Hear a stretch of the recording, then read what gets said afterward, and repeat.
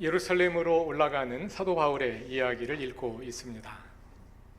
사도 바울에게 예루살렘은 고난의 장소입니다. 누가복음에서 예수님이 예루살렘에 올라가 고난 당하신 것처럼 바울도 이제 예루살렘에 올라가면 유대인 반대자들로 인하여 붙잡히고 투옥되는 순환을 겪게 될 것입니다. 그리고 죄수의 몸으로 로마로 호송되어 가는 중에 바다에서 죽을 고비를 넘기게 될 것입니다. 바울은 아직 그 일들에 관해 구체적으로 알지는 못합니다. 그러나 하나님께서 성령을 통하여 반복적으로 알려주시기에 그는 앞으로 험난한 일들이 일어날 것임을 예상하고 있습니다. 그러한 고난을 내다보며 바울은 담대하게 예루살렘으로 올라갑니다. 사순절 둘째 주일을 맞아 오늘은 그러한 사도 바울의 초점을 맞추어 예루살렘으로 올라가는 길에서 일어난 일들을 함께 살펴보기로 하겠습니다. 오늘도 먼저 지도를 보며 바울의 여정과 오늘 본문의 사건이 일어난 장소들을 확인해 보기로 하죠. 지난 주일에는 바울이 고린도를 떠나 마케도니아를 거쳐 드로아에 가서 머무는 동안 일어난 청년 유두고의 이야기를 살펴보았습니다. 오늘의 본문인 20장 13절 이하를 보면 바울은 드로아를 떠나 아소 미둘렌의 기오 맞은편 사도를 거쳐 밀레도에 이르렀습니다.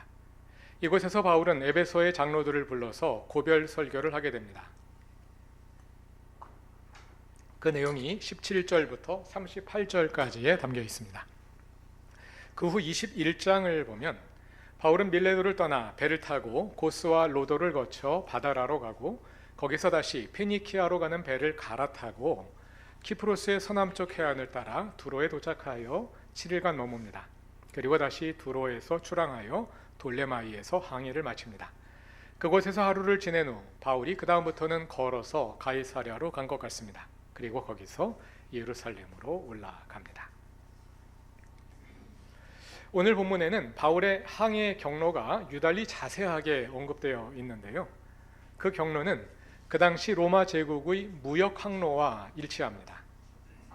로마의 육상 도로에 대해서는 잘 알려져 있지요. 그래서 로마는 제국 전체의 큰 길을 닦아 잘 연결해 놓았기 때문에 모든 길은 로마로 통한다는 말이 나올 정도였습니다. 그와 함께 로마는 제국으로 성장해 가면서 지중해를 중심으로 효율적인 해상 무역망을 구축했습니다. 해상 실크로드라 불리기도 합니다. 물론 피지배국들에서 수탈한 물자들과 노예들도 이 해상 무역망을 통해 운송되었습니다. 고린도 양편에 있는 레카이옴과 겐그레아가 해협을 통과하는 항해에서 차지하는 역할에 대해서는 고린도 교회를 살펴보며 이미 설명드린 바 있고요. 또 바울 사역의 베이스였던 안디옥과 에베소도 로마의 주요 무역항 가운데 하나였습니다. 이 무역로에는 상선들이 계속해서 운항되고 있었기 때문에 여행자들도 이용할 수 있었습니다. 바울도 그 배들을 이용했습니다. 물론 개인 이용자가 원하는 목적지로 가는 배편을 찾는 것은 그리 쉬운 일이 아니었습니다. 그것은 무역선이지 여객선이 아니었기 때문입니다. 여행을 위해 무역선을 이용하는 승객들은 항구에서 상선들마다 돌아다니며 자신의 목적지로 가는 배를 찾아야 했고, 오늘날처럼 정해진 시간에 맞추어 정기 운행되는 여객선이 아니었기 때문에 출발 시간도 그때그때 달랐습니다. 사도행전을 읽어보면 몇 곳에서 바울이 배를 갈아탔다는 언급이 있고요. 오순절 전에 예루살렘에 도착하려고 서둘러 이동하면서도 어느 도시에서는 길게 머무는 것을 볼 수 있는데요. 그 도시에 용모가 있어서일 수도 있지만 배편이 없어서 오래 기다린 것일 수도 있습니다. 바울의 해상 이동 경로를 보면 바울이 탄 배가 해안선을 이용하여 항구에서 항구로, 섬에서 섬으로 이동하는 모습을 볼 수 있는데요. 그 당시는 나침반이 없었고 항해 장비가 충분히 발전하지 않았기 때문에 배들이 가급적 해안선을 따라 이동하고 밤에는 안전한 항구에 정박할 수 있으면 정박하는 것이 일반적이었다 합니다. 로마의 상선은 주로 바람과 해류의 흐름에 따라 이동하는 돛담배였습니다. 그러므로 역풍을 받으며 운항할 때는 시간이 많이 걸릴 수밖에 없었습니다. 지난번에 살펴본 사도행전 20장 6절을 보면 빌립보에서 드로아까지 가는데 5일이나 소요되었는데요. 그 방향으로 나오려면 역풍을 맞으면서 나와야 했기 때문이었습니다. 고대 지중해에서 겨울에는 배가 다니지 않았다고 합니다. 악천후로 인해서 위험하고 에게해 같은 잔잔한 바다는 겨울에 얼었기 때문입니다. 주로 3월부터 배가 움직이기 시작하여 11월쯤에는 대부분의 항구가 문을 닫았습니다. 가장 안전한 항해는 5월부터 9월 사이에 이루어졌습니다. 지난 주일에 읽은 사도행전 20장 6절에 의하면 바울이 무교절이 지난 후에 항해를 시작했는데요. 대체로 봄철 항해가 시작되는 시기에 맞추어서 이동을 시작했음을 알 수 있습니다. 이렇게 사도행전은 로마의 무역 항로와 항해 관습을 배경으로 바울의 여행을 서술함으로써 역사가로서의 면모를 잘 보여줍니다. 그와 함께 오늘 본문에 나오는 항로에 대한 서술은 단순한 여행 기록이 아니라 로마 제국의 해상 무역망이 복음의 확산에 어떻게 사용되었는지를 보여주는 중요한 역사적 증거라 하겠습니다. 로마는 전 세계를 지배하기 위해 육상과 해상의 길을 닦았지만 하나님은 그 길을 이용하여 주님의 나라를 전 세계에 확장하셨습니다. 이렇게 로마의 무역 항로를 이용하여 예루살렘으로 돌아가는 길에 바울은 에베소의 장로들을 다시 만나게 됩니다. 만일 시간 여유가 있었다면 바울이 에베소에 직접 들렀을 것입니다. 아마도 바울이 에베소를 떠나 마케도니아로 갈 때는 그럴 계획을 가지고 있었을 것입니다. 고린도에서 배를 타고 에베소에 들렀다가 예루살렘으로 갈 수 있었기 때문입니다. 그것이 바로 2차 전도 여행을 마치고 돌아갈 때 사용했던 항로이기도 하고요. 그러나 여정이 계획보다 많이 지체된 상황인데다 본문 20장 16절이 알려주는 것처럼 바울은 예루살렘에 가서 오순절을 보낼 계획이었으므로 서둘러야 했습니다. 그래서 바울은 에베소에 가는 대신에 그 교회의 장로들을 밀레도로 부릅니다. 그리고 거기서 그 유명한 고별 설교를 하게 됩니다. 오늘의 본문 20장 17절부터 37절까지의 그 설교의 내용이 담겨 있습니다. 바울의 고별 설교는 사도행전에 담겨 있는 바울의 긴 설교문들 가운데 하나인데요.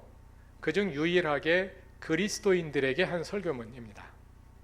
전에도 확인한 것처럼 바울은 대상에 따라 다른 방식으로 복음을 전했습니다. 여러 곳에 나오는 설교문들은 바울이 대상에 따라 어떻게 다르게 선포했는지를 보여주는 대표적인 사례들입니다. 사도행전 13장에 나오는 비시디아 안디옥 회당 설교는 유대인 청중을 향한 설교의 모델이고 14장의 루스드라 설교와 17장의 아레오바고 설교는 각각 이방인 대중과 지식인들에게 어떻게 접근했는지를 보여주는 사례입니다. 그리고 오늘 본문의 설교는 그리스도인 청중에게 주는 메시지를 대표한다 할 수 있겠습니다. 이 설교에는 바울이 자신의 에베소 사역을 회고하는 내용이 많은데요. 그것은 이 설교가 바울의 목회적 임무를 장로들에게 넘겨주는 위임의 성격을 가지고 있기 때문입니다. 바울은 에베소에서 자신이 어떻게 살았고 어떻게 일했는지를 돌아보면서 에베소의 장로들도 그렇게 할 것을 권하고 있습니다. 말로만 하는 설교가 아니라 그의 존재로, 그의 삶으로 전달하는 메시지라 하겠습니다. 그래서 이 설교에는 정든 교우들을 떠남으로 인한 아쉬움과 교회를 향한 바울의 애정, 그리고 앞으로 닥쳐올 일들을 내다보는 그의 비장함이 함께 담겨 있습니다. 그동안 함께 확인한 것처럼 사도행전에서 에베소는 바울의 사역이 완성되고 꽃을 피운 도시였습니다. 그곳에서 복음의 온전성이 드러났고 바울의 사역을 통해 하나님의 능력이 충만하게 드러났습니다. 그런 점에서 에베소 사역은 바울 사역의 결정판이라 할 수 있겠는데요.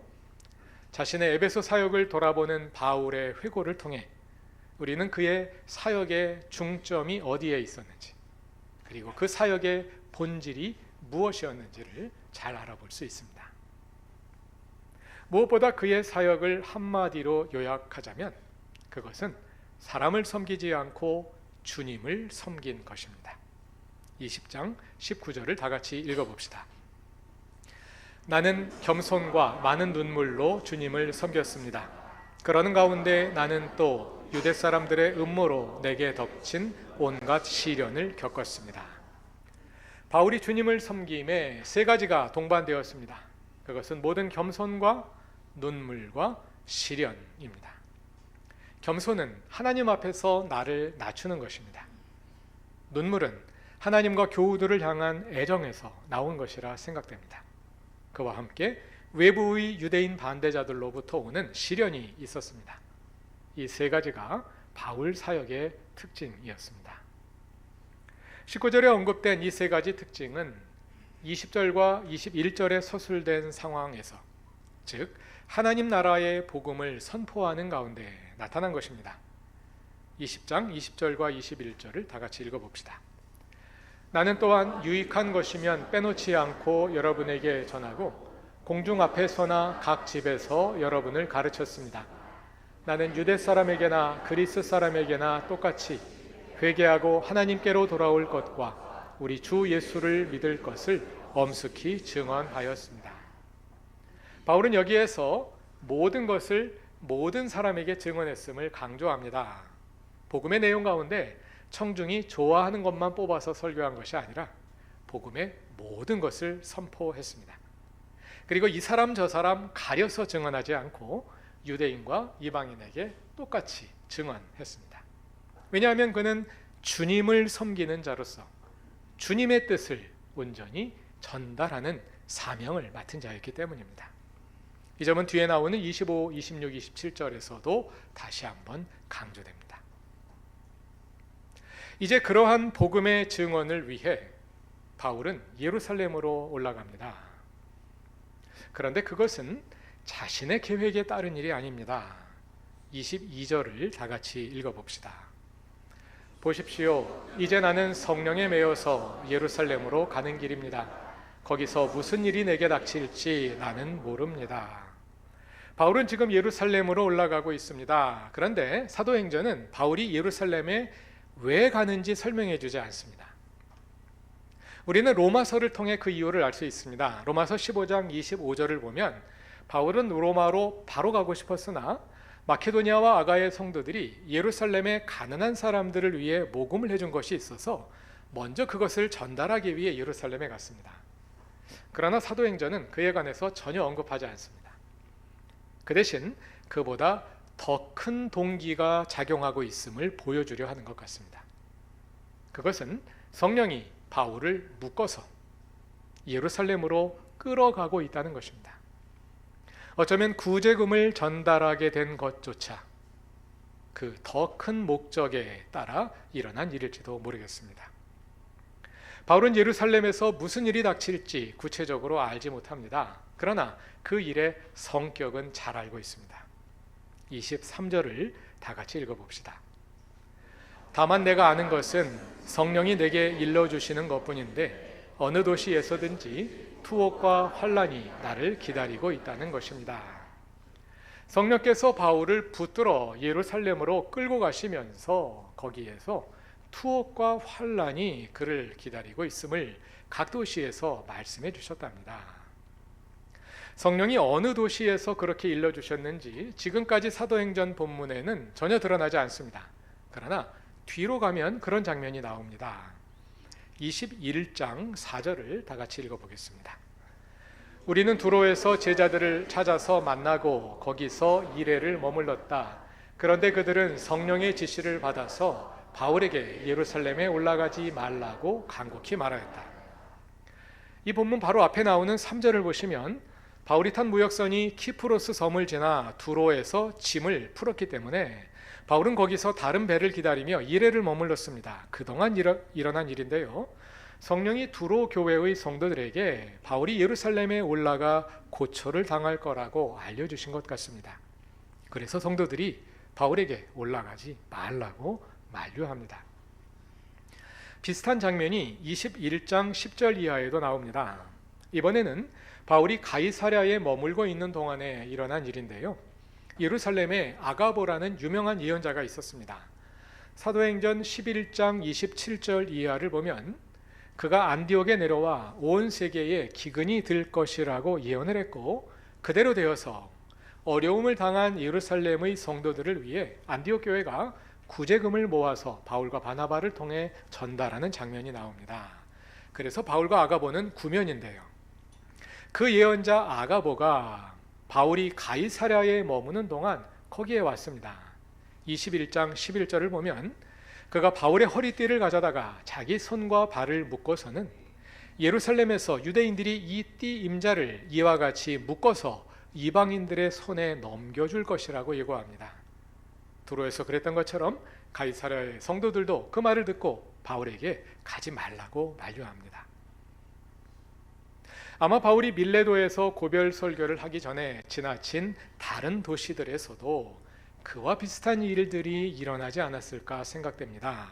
그래서 20장 23절에서 바울은 각 도시에서 성령이 그에게 투옥과 환난을 예고하셨다고 수레하는 것이겠지요.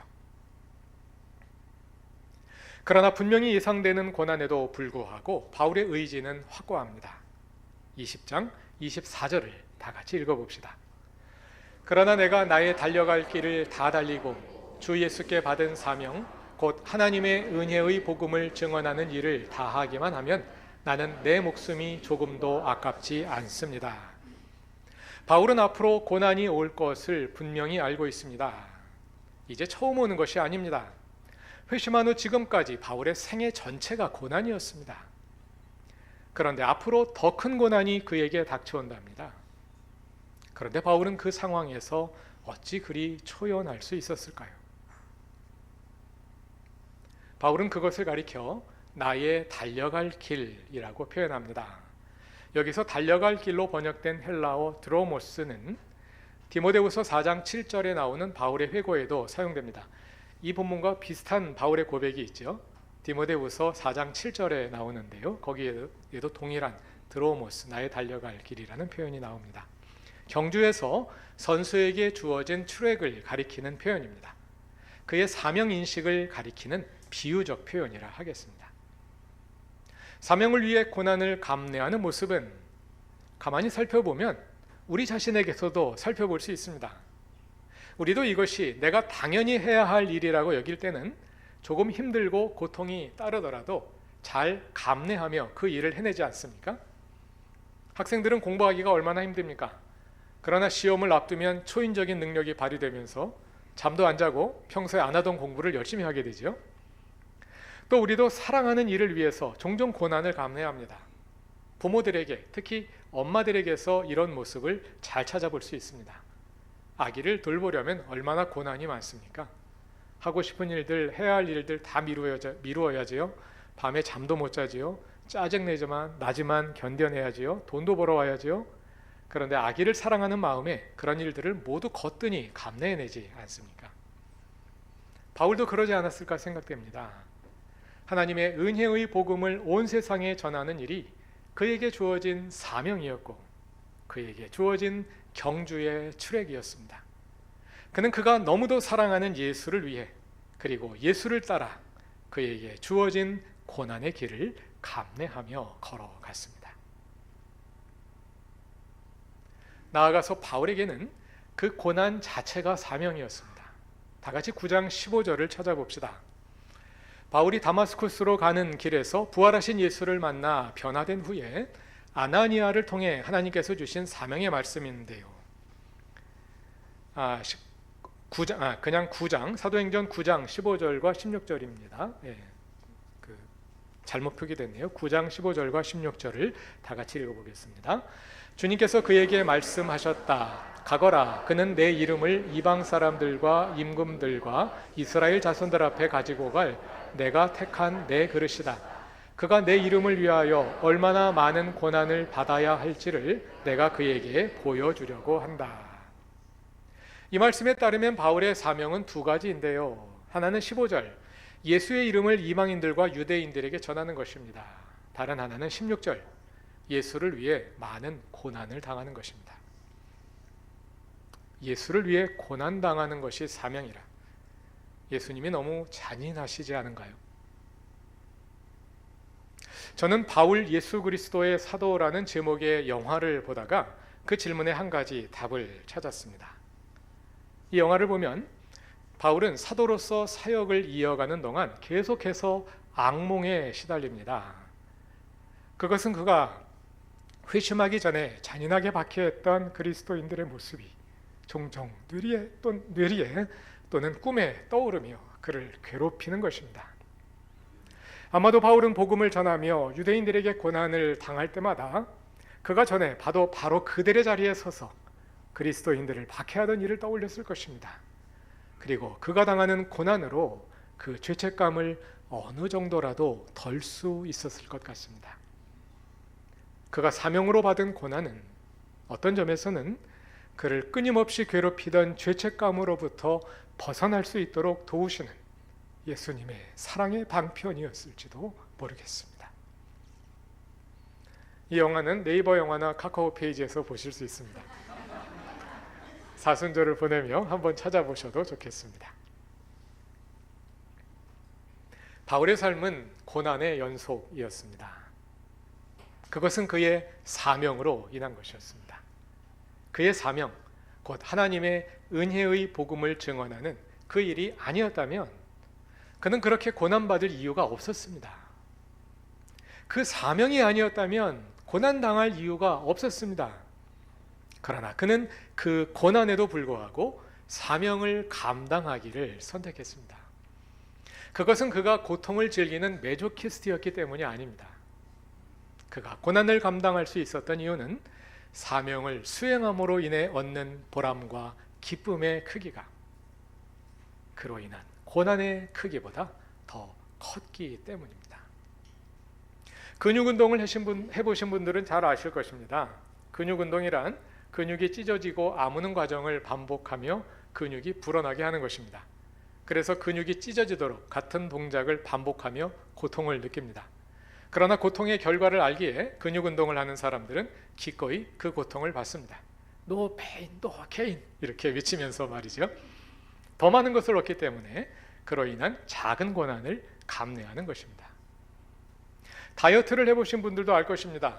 만약 여러분이 다이어트를 해야 할 상황이라면 여러분은 먹는 것의 즐거움을 더 잘 아시는 분일 가능성이 많습니다.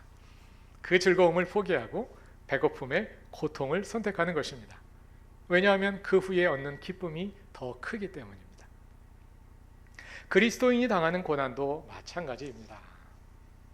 고통을 즐기는 사람이기 때문에 그런 것이 아니라 사명이 있기에, 그리고 사명으로 인한 기쁨이 더 크기에 기꺼이 고난을 당하는 것입니다. 분명한 사명이 있는 사람은 고난을 견뎌낼 수 있습니다. 사명과 함께 고난을 견뎌내는 힘은 사랑입니다.